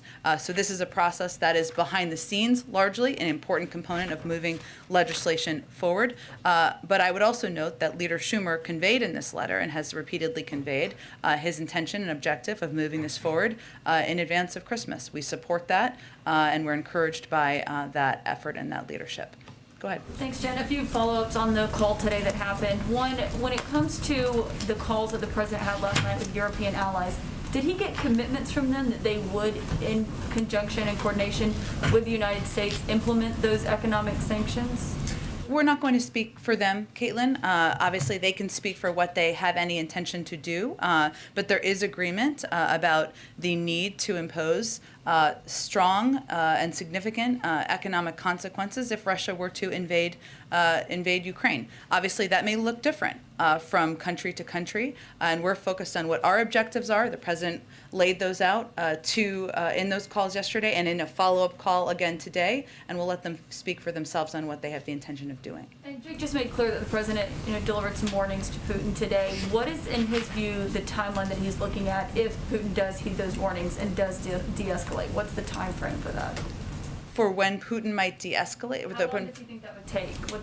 Is he looking at the next several days, the next several weeks? I'm not going to give you an assessment for that. That's really up to President Putin. Our objective is to prevent Russia and President Putin from invading Ukraine. So, of course, we want them to de-escalate, but that was the clear bottom line of the message. And one last question, just logistics. Is the president going to attend the funeral for Bob Dole?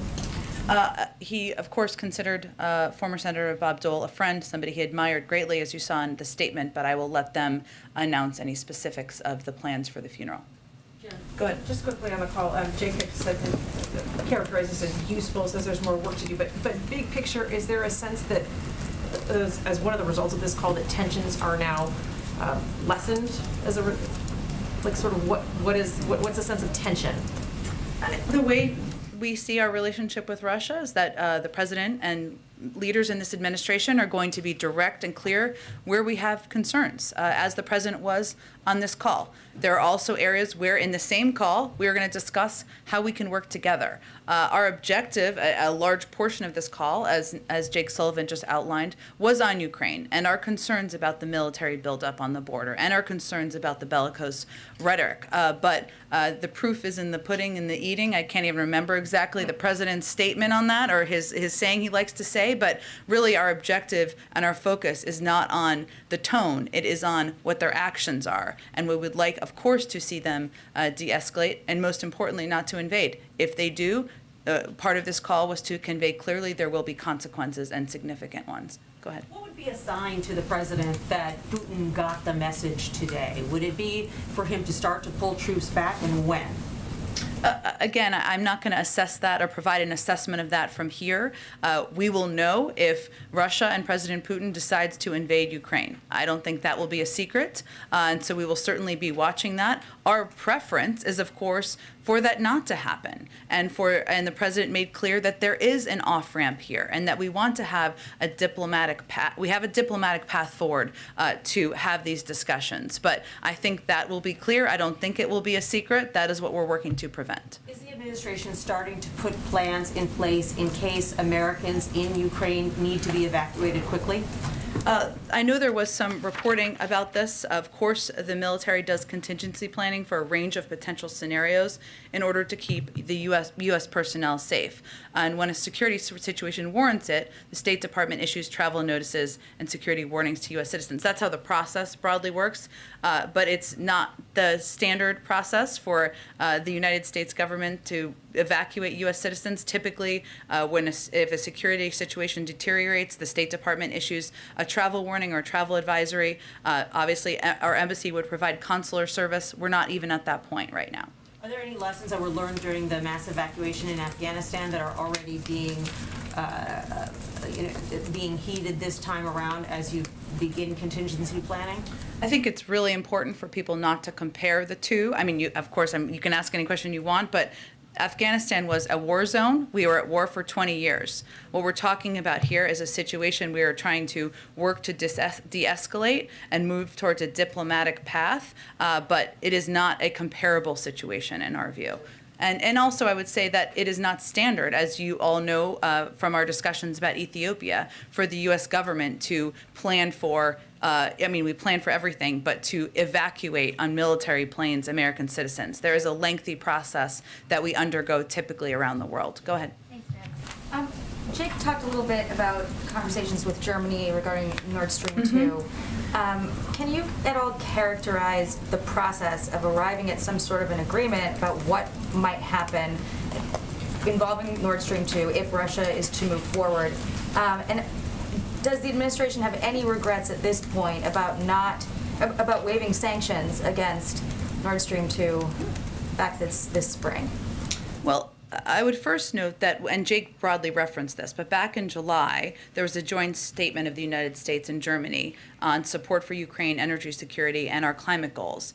And what it conveyed in there is, quote, that it made in the joint statement, there would be action taken if, quote, Russia attempts to use energy as a weapon or commit further aggressive acts against Ukraine. Obviously, invading Ukraine would be an aggressive act. And part of these discussions are what the contingency planning would look like if they were to take that step. That is one of the lessons, and I think Mara asked this very good question yesterday and today about what are the lessons you learned from 2014. What you can look at for people who covered this back then is that there's an enormous amount of preparation, contingency planning, tracking of social media, and the use of disinformation tools. A lot of that is done because we did learn some lessons in 2014 leading up to it. I think what's important to also note is that I know there's a lot of members on the Hill, not a lot, some who are vocal, who are conveying that Nord Stream 2 is the answer here. And what the point Jake was making, or additional steps on Nord Stream 2, is that would actually not be an effective deterrent, that is not effectively going to change the behavior of President Putin. So yes, Germany, in our joint statement, made these commitments. There are a range of economic tools and options we have, our European partners have, should they decide to invade. Obviously, our preference is that we not get to that point. Referencing, because you brought up the members on the Hill who often talk about Nord Stream 2, and Jake's July statement, these members say that Russia has taken action that, using gas as a geopolitical weapon. They point to, coercing and manipulating countries in Europe over the course of the summer, taking advantage of the energy crisis, for instance, just a couple months ago, and Biden and Merkel promised sanctions if those events were to transpire. Does the White House believe that what we've seen up until now is not Russia using gas as a geopolitical weapon? I think what we're talking about here and what we're trying to achieve here is a deterrence of actions that would be detrimental and, of course, hurt the territorial sovereignty and integrity of Ukraine. And what I was referencing is the fact that there are some who are suggesting that this would deter, and our assessment is that it would not. Now, again, we've been having conversations with a range of partners, including our important partners in Germany. And yes, there is a reference, as I referenced in July, to this joint statement. But again, you know, I would really, I don't have anything new on Nord Stream 2 at this point in time. I just think it's important to understand what would be a deterrent and what would not be. On crime, another topic. Chicago Mayor Lori Lightfoot appeared to pass some blame on to retailers for these smash and grabs, saying that she's disappointed that these stores are not putting security officers in place, having working cameras, and chaining up high-end bags. Alexandria Ocasio-Cortez, Congresswoman, said earlier this week also that she doubted allegations of organized retail thefts. She believed it was a Walgreens in California that cited it, but the data didn't back it up. Does the president believe that organized retail theft is really happening, and should it be on the stores themselves to take action to prevent it? Well, we don't agree, and I think our actions and the work that we have had in working with the Justice Department, the FBI, and federal law enforcement show that we take. We have seen some of these extremely disturbing videos showing retail thefts, and both major retailers as well as state and local leaders like Governor Newsom have identified this as a serious concern. We agree. That's the reason why we have sent additional support from the FBI, providing additional assistance. It's one of the reasons why we have also been, the president and members of our administration have been longtime advocates for supporting and funding the COPS program, something where the president proposed almost $300 million in additional assistance through his budget from what it was last year, and why we have also provided money to get provided financial assistance to get money to hire 50 more police officers through the COPS program that the president has championed in places like San Francisco, and an additional 20 officers in Los Angeles. So I think his record speaks for itself on this. We are going to continue to advocate for supporting programs like the COPS program, ensuring that our law enforcement are good partners as we're working to address these retail thefts across the country. Go ahead, Kristen. Jen, thank you. I have a foreign policy and a domestic. I'll start Great. with the Okay. foreign policy. It's a big picture question. Okay. The withdrawal from Afghanistan over the summer was widely criticized. There are increasing tensions with China and Taiwan, and now you have Russian troops amassing on the border with Ukraine. Candidate Biden campaigned on a pledge to restore America's credibility on the world stage on his foreign policy experience. Is he living up to that pledge? Well, Kristen, he also campaigned on a promise to bring an end to a 20-year war that should have ended 10 years ago, and to bring our troops home and not to send another son, grandson, granddaughter, or daughter into a war that the Afghans aren't willing to fight themselves. He also pledged to stand up for democracy and pledged to stand up for countries like Ukraine and their territorial integrity. And that's something that he is standing up for and vocally doing now, and raising concerns he has about the bellicose rhetoric and the military buildup. And he also pledged to stand up for human rights. And you saw this decision we made yesterday, that's just not made yesterday, but the announcement, I should say, made yesterday about the decision to not send a diplomatic presence to the Olympics, because he believes it needs to be more than words, it needs to be actions. And I think he is certainly delivering on his values and how he proposed he would be leading in the world. Domestic question, Jen. John Tester just told NBC News that he plans to support the provision to essentially nix the Biden administration's vaccine mandate for big businesses. So he, along with Joe Manchin, what is your response to that, the fact that some Democrats are joining on to that? And should it make its way through the House? It's obviously facing an uphill battle there. Would the president veto that? Well, let me first say that the president has a great relationship with Senator Tester, one with Senator Manchin, and he has always had constructive and open dialogue with both of them. I think it's important to remind everyone what this OSHA rule is all about. One, it's based on a 50-year-old law, and we are confident in our ability to implement it. It's about not just requiring vaccination, but unvaccinated people to get vaccinated, but the alternative of testing, so testing once a week. And I think our view, and the view of many Americans, is that if people aren't vaccinated, having them test once a week is quite reasonable. As we're thinking about how to protect our workplaces, how to protect stores and retail locations as people are out shopping for Christmas and the holidays, how to protect our children in schools and public places. And we also know that more than 100 leading public health experts have endorsed this rule. It's also building on what we've already seen businesses do on their own. 60% of businesses across the country are implementing these requirements because they know they work, they know people will feel confident being in their workplaces, and they know that they will provide a more stable work environment. So we certainly hope the Senate, Congress will stand up to the anti-vaccine and testing crowd, and we're going to continue to work to implement these. If it comes to the president's desk, he will veto it. And we've got a new variant and cases are rising. President's been clear, we'll use every tool to protect the American people, and we hope others will join us in that effort. Go ahead. Given the stakes with regard to Ukraine, are there any plans here for the president to address the American people on the issue? The president does speak to the American people nearly every day, but we will certainly keep you updated if there's something more formal to announce. Specifically on Ukraine, I mean, you're talking about the possibility of serious consequences, I mean, economic and otherwise. Is this something the president intends to talk to the public about? I understand, Steve. I'm sure the president will certainly be communicating with all of you and the public about this and many other issues in the days to come. I don't have anything to preview for you at this point in time. Follow-up. Late last week, you told us the president took a COVID test for at least 3 days. Have those tests continued? He did take another test on Sunday. He tested negative. Just go ahead, Alex. What is the reason for the call with President Zelensky happening on Thursday as opposed to, say, today or tomorrow? Well, the president also had a call with his European partners today. He is traveling tomorrow, so I think it was just a matter of getting it on the schedule. What's his message going to be that we don't already know or is not already public? I mean, what's his message to him going to be?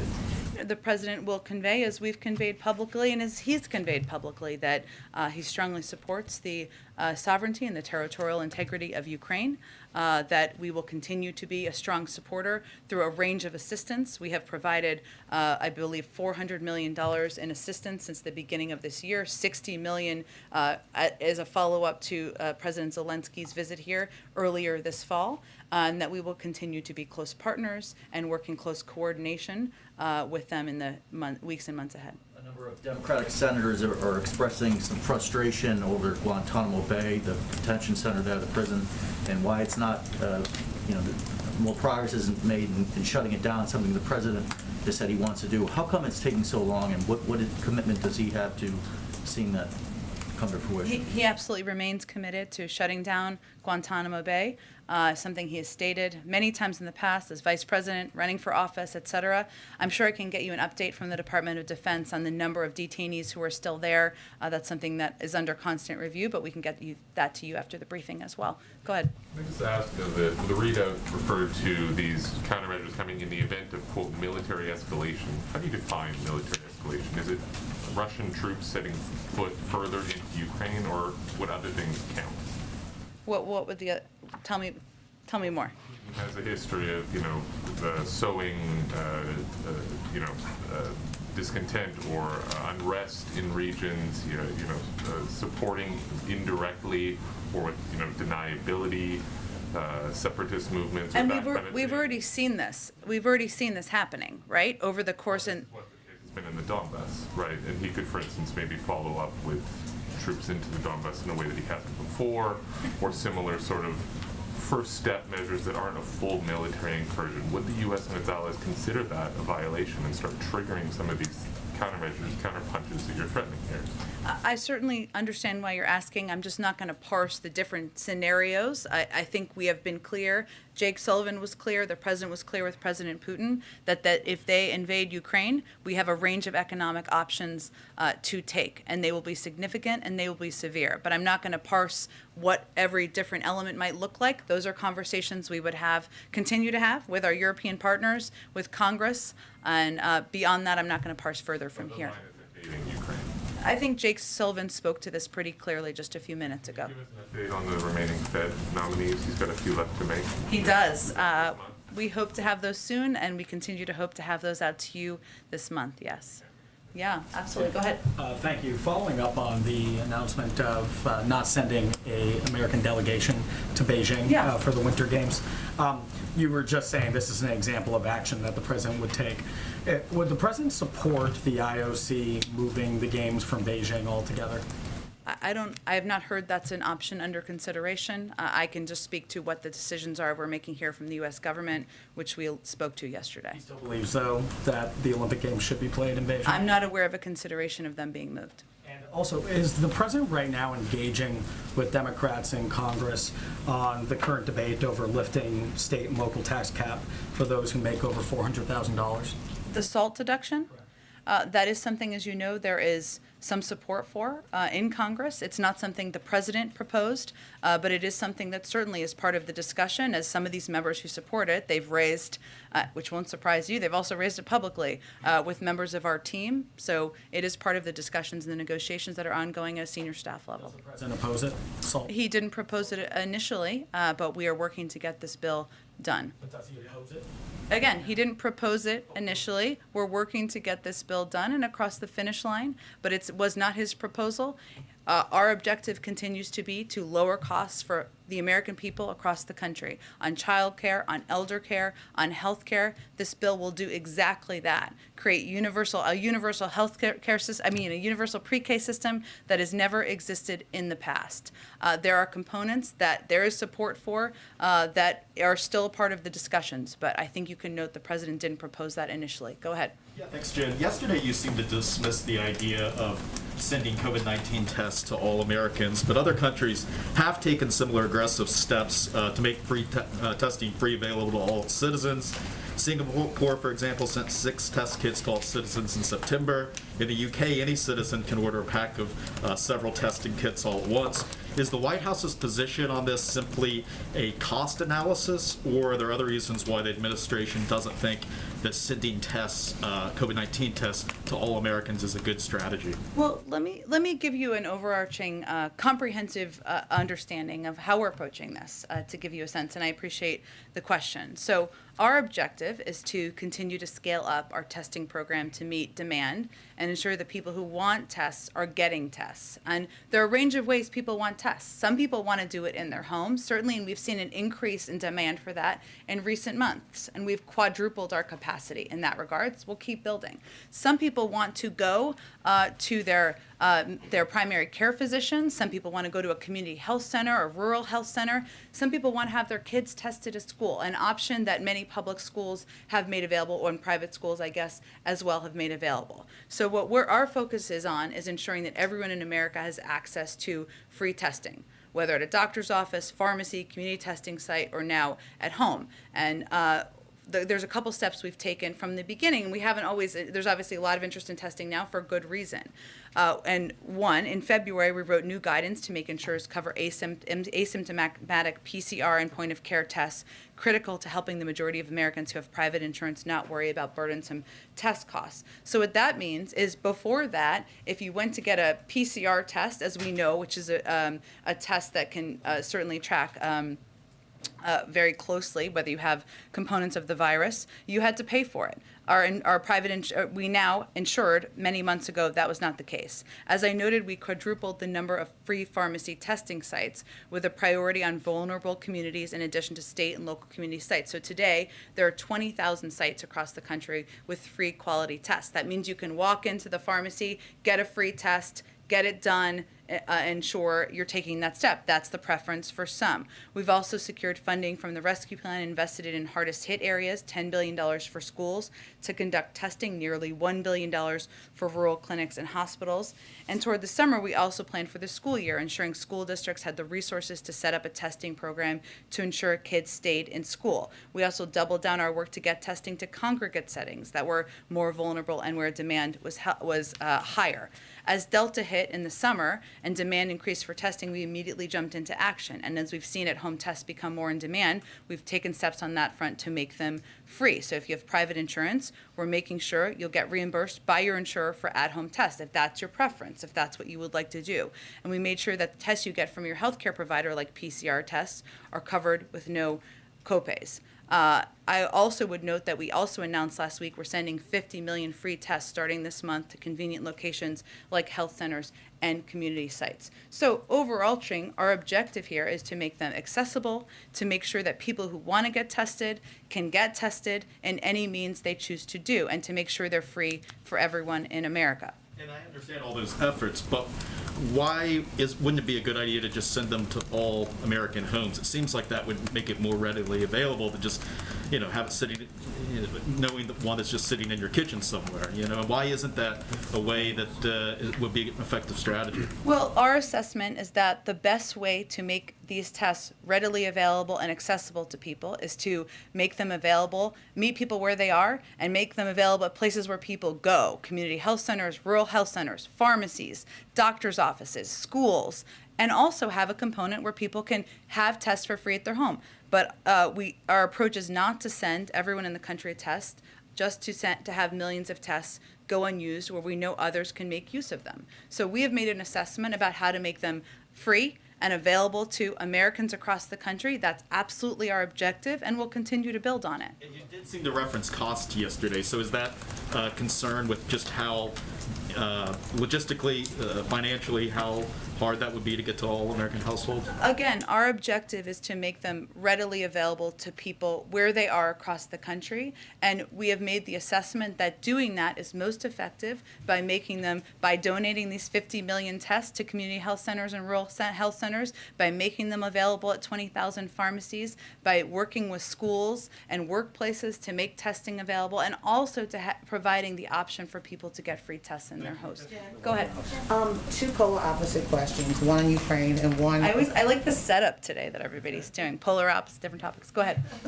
Well, they are really. Ukraine and the messaging and the results on the vaccines, not just being fully vaccinated, but now the boosters as the vaccines are waning. On Ukraine, Jake talked about clarity. He talked about de-escalating. He talked about being direct. The president was. But is there any room, as the effort is to de-escalate, is there any more room for the president to maybe have another conversation, another direct conversation with Putin on this in efforts, as we seem like we're at the 11th hour? Sure. I mean, in April, I will say that the president certainly values leader-to-leader diplomacy, as you've seen evidence of over the course of the last several weeks. What they agreed to at the end of the call, that there would be close coordination and discussion at the level of senior national security staff. That's the next natural step here. It's really up to President Putin to determine what the path forward will look like. So I don't have any calls to predict or preview at this point in time. But it's not hypothetical to say leader to leader. Putin is someone that this country has had some issues with over the years, and it's not about trust, it's about watching what he does.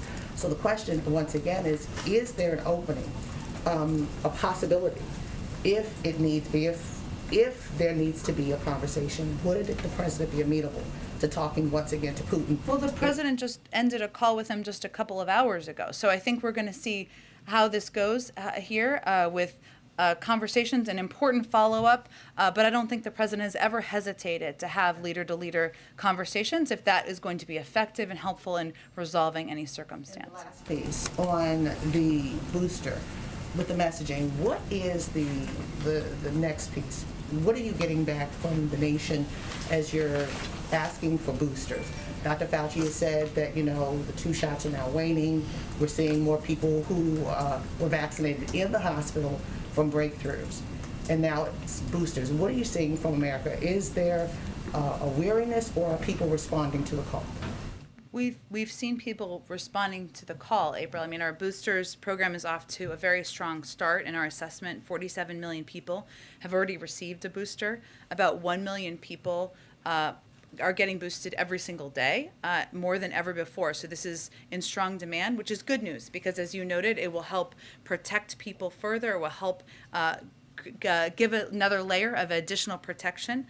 And we have plenty of supply across the country, 80,000 sites, and we're working with governors and FEMA to ensure we have plenty of easy and convenient locations. So there has been an increase in boosting by people over the past week plus, 1 million people a day, and we're continuing to make sure they're accessible around the country. Karen, go ahead. Okay, I'll go Karen because I just called on her. Go ahead. Thank you. Somewhat of a follow-up on the testing. The CDC is now urging people to use a rapid test before they go into an indoor gathering, even if they're vaccinated or don't have symptoms.